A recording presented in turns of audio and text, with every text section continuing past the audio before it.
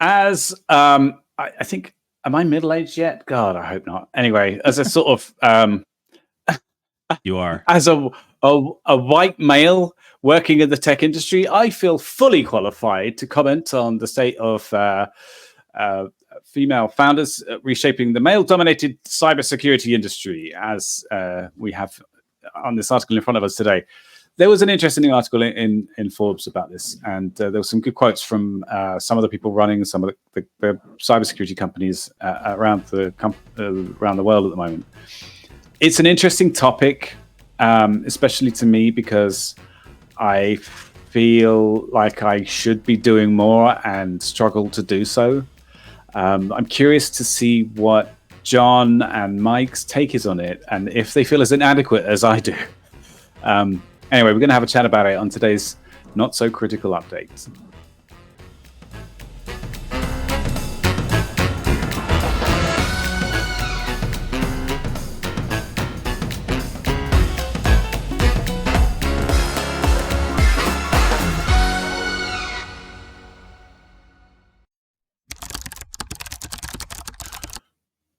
Right, 3 straight white guys. Let's start mansplaining. Yeah. Well, you see, the reason this isn't really a problem. Right. So I watched a really interesting. It's sort of related. I watched this video that my wife showed me, and the woman in the video was talking about video games. And I know we're talking about cybersecurity, but the two similarities, the similarities between the two, is that both are overwhelmingly male dominated, right? The video game industry, both employees and gamers, as well as cybersecurity employees and companies, are overwhelmingly male dominated. And I think that there's a lot of parallels to where this all started and how it became sort of a boys' club. You can blame largely, at least for the video game side, 1980s and 90s marketing campaigns.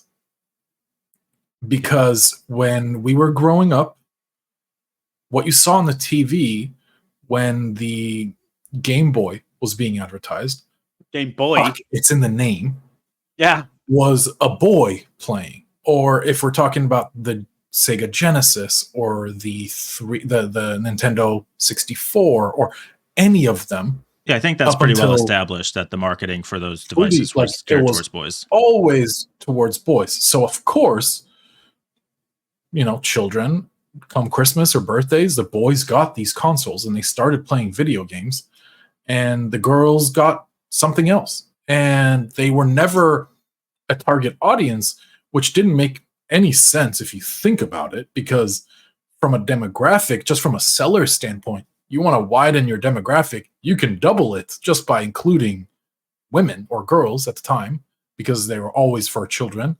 And if we tie it now back to cybersecurity, same thing. STEM was never targeted towards women, and you can go back as far as the 40s and 50s, where this was just it was like a non-question. You do not go study for STEM as a woman. That is not looked nicely upon. And then into the 70s, 80s, 90s, still, sure, you can if you want to. Are you sure you don't want to study something else that isn't STEM? It wasn't targeted. And it created this multi-generational rift of just boys. Yeah. And now finally we're starting to see the problem. Or for anyone who's not familiar, STEM, it stands for science, technology, engineering, and mathematics, I think. Or mathematic, as Americans would say. Maths. Yeah, that's the right way to say it. No, we would say mathematics. Yeah, we would say mathematics, but we would say math. You would say mathematic? No. Okay. That's ridiculous, Peter. But yeah, they studied math, they studied math. I think that's half the problem. The pipeline is not getting filled with women. Probably it's definitely better now than it used to be, because there is awareness around that. But yeah, 40s, 50s, 60s, none of that. 70s and 80s, still very little of that. Probably wasn't until even the 90s that there was started to be a little bit more proactive movement towards that. But then there's also the same problem on the other side, which is not unique to techno, or not the same problem, but the problem at the other end, which is not a tech industry problem, but the pay gap. Women are likely to make less money for the same roles. They're less likely to get promoted in any industry. So that's just compounding now on top of the pipeline issues that exist. So it gets worse as you go farther up the pipeline. Yeah, it's kind of a shocking statistics actually. So I think globally, the women are less 24%. Only 24% of women are filling. No, sorry, in the cybersecurity industry, the tech industry, only 24% of roles are held by women, and further up the ladder, only 13 or 14% of the leadership roles are held by women, which is kind of shocking to me, really. And the pay gap at that point is probably significant as well. That's the thing that I think sucks, is that for the same position, a woman is likely to get paid less than a man, which is just fucked. Like there's no way to look at that and go, oh well, no, it's because of this and it will that or this. It's the same job. Like it's so clear cut. And it's clear cut, but kind of a complicated issue. Like it's very straightforward, right? They should get paid the same, but women are less likely to apply for jobs that they're not fully qualified for. Men will just be like, oh, I don't have this qualification. Fuck it, I'm shooting my resume over anyway, whatever, and often get those jobs. They're less likely to be assertive in asking for more money, but at the same time, they are discriminated against. There's no way around it. Right. Yeah. So there's a ton of other shitty things that are happening. Yeah, well. I mean, there's like so many compounding factors. It's a really tough situation. That's why I think, I don't think we should feel bad talking about this. Like, we're the ones in the position to help change it. We should be talking about it. All right. So then here's my question. And this is what I started off by saying. I feel a bit inadequate in this position. Recently, I was putting together a proposal for a panel for next year at one of the conferences. And it was important that we had gender balance, right? Of course. And I started trying to think, who can I ask? And I realized that I know fewer people in my circle women in my circle that I could actually go out and ask than I thought. So that I was like, oh my God, I need to do, I don't know what to do. How do we help is the question. What do we do? How can we? Yeah. I guess I want to say, I hope it's not an awareness problem. Although it kind of must be, right? I think there are a couple angles to it. I mean, look, politically, this a Roe versus Wade thing here in the US. Like, if a woman gets pregnant and can't have an abortion, that's going to take her out of the workplace and limit her opportunities for the rest of her life. It's going to put us back in a situation where men are going to think, well, maybe I shouldn't hire a woman, because what if she gets pregnant and is forced by the government to have the baby? Then, I spent all this time in onboarding and training and she's not going to be here. Like, all these things are absolutely atrocious. So I think we need to be active politically to draw awareness that those two things are related. I think we need to, what, Peter? I hate that you're right. Classic. I think if we have any new viewers, it's not that Peter is disagreeing with Mike regarding anything. No. It's that Peter's disagreeing with Mike because it's Mike. On principle. Totally normal. I'm not disagreeing. It's just he's talking about fucking he's politics. Mad again, that he does right, agree. I just want to. I agree, Mike. One thing. So what do we do? How do we solve such a problem? And people would say the first thing that people would jump to is, well, hire more women. And this is just like back in the day. This is a multi-generational problem that stemmed from many decades ago. Now we need to initiate, which has already started, the reset on this multi-generational problem and create a multi-generational solution. And the way you do that is, hire women for sure, if they're the best for the job. One, we should never hire not the best for the job. And the best for the job doesn't mean technically. It could also be they mesh the best with the team that they're interviewing for. But wait. The way to solve this, in my opinion, as a guy, is to encourage people, women, to join the industry to begin with. And if any one person has direct, soft influence over the younger generation, just by conversations at Thanksgiving, what are you thinking of studying? And this could be asked to both nieces and nephews or cousins or whatever. And you can softly influence and say, and direct them to say, hey, STEM is a great field. And I do this all the time, trying to basically recruit. But it's not for me. I'm not recruiting for me. I'm recruiting for my industry. Because they've been told their entire lives that they can't do this. There has to be a voice that says, hey, no, what the fuck? Like, yes, you can. Of course you can. Yeah. Sorry, what I was going to say earlier was that this is where I start to fall down, is because, I mean, you're right that definitely encouraging girls whenever you can to get interested in these type of topics is definitely going to be helpful.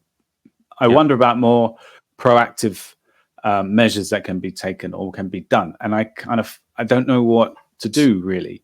I don't ever want to give a job to someone who doesn't deserve it, or give a role or a position to anybody who doesn't deserve it.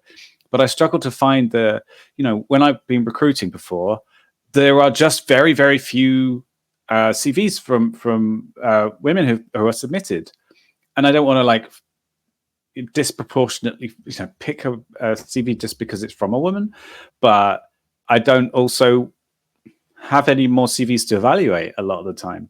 And I don't know what to do to get those CVs in the queue in the first place. And that's what I meant. Is we're not going to be able to influence the resume count. We will be able to influence the resume count for people after us down the line. So I think that's partly true. What I was starting to say, though, is we as white males in the industry at the age that we're at are starting to become the hiring managers and the people in the companies that are making these decisions, which I think you acknowledge, Peter. So I think there's the political part of it. Then within a tech organization, I do think so. There are known biases in hiring, right? They've done studies that show resumes with traditionally black names get rejected at higher rates than traditionally white names. I think the same thing with female names versus male names. I would say if you've got two candidates that are equally qualified, always pick the female candidate. I think it's also important to do whatever you can to eliminate bias. Because we know bias exists, maybe you do think a little extra hard about the female candidate. Not that you give her an edge, but you got to offset that bias somehow.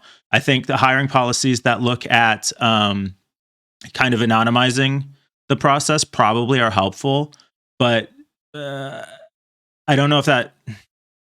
I think that does help the problem because you're kind of removing some of that bias also, and the pendulum's going to swing, right? Like for so long there haven't been female candidates because of that weak pipeline. So do we need to go out of our way to hire more females? Yeah, absolutely we do. And until things even out and we start to find some equity there. And I think that part of it applies to every industry. I think it's exacerbated in tech because of the pipeline problem. And you're absolutely right, John. We need to be supporting programs that encourage young girls and young women to get into the training programs, to get interested in the hobbies. We have several women where we work who have talked about being involved in these programs. It's super, super important to support that stuff. Agreed. All right, I guess we covered it. I quite love that you made one statement in there about how you should absolutely always choose the woman if there are two people equally qualified. Two things went through my head. The first thing was, you're going to piss some people off with that statement. And the second thing was that I agree with you, and I don't care if people get pissed off because I think that's what needs to happen. I mean, we're talking about soft qualifications and hard qualifications. And if both match the criteria to a T, if you're having a standoff, you're shooting basically a whole gender in the foot by choosing the male path. But yeah, I think the trigger there is going to be just because I was a woman, I got hired, which I think is not true. But that's not true. Some people are going to see it. Yeah. Oh yeah. I but agree. There's got to be a tiebreaker at some point, right? Like that's a good tiebreaker. I guess I would say. Yeah. Cool. And even if it's not, even if you're on the side, like I have no problem with that. Like I don't know, hire more women. Bottom line, we've got to as an industry. It's an important viewpoint. Again, maybe this is cultural, just because men and women are raised differently, but it's a different perspective, and it's an important perspective that the industry is missing. And maybe we wouldn't have some of the challenges that we have with social media and the tech industry if more women had been involved from the beginning. I'm not trying to oversimplify the issue, but that representation is very important. Oh, one other thing I guess I would say is, I hesitate to call us influencers, God willing someday, right? But it's important for people to have this conversation, and it's important for people like us to be talking to other people like us, and it's important for women in tech to be talking to other women in tech and to men in tech. Like, there just needs to be more conversation about this and make it more open, and not something that people are uncomfortable or afraid to talk about. Like, we are the people that need to solve this problem. Yeah, I agree. No, I'm down with influencer, mansplainer. That's cool. No, wait. That's not what I said. And cut.